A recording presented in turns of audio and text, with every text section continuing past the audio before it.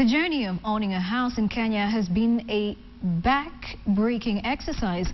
This has seen property investors such as Shelter Afrique float the idea that developers should instead focus on churning out rental houses. But what if you could combine both? Property developer Harun Nyamboki is putting a mixed-use development that seeks to put Kenyans on the rent-to-own-a-home path, and Kenyans Phil Keitani has the details. The thought of talking to a financial institution to get a mortgage has been a harrowing experience for most. That will perhaps explain the low uptake of mortgages, with only 30,000 mortgage accounts in the country.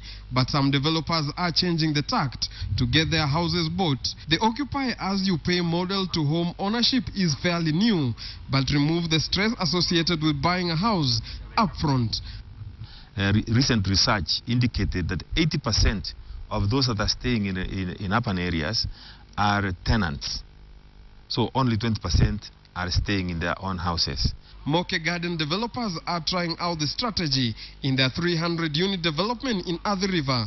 The scheme will allow buyers to raise the initial deposit as they occupy the houses of choice. The offer is a waiver subject to minimum monthly deposit payments, period, and other occupancy terms and conditions. For those with a little more in the bank, can get discounted terms on the 8.5 million shillings homes.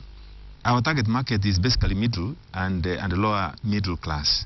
In other words, we are talking about the young professionals, those that have entered into the job market recently.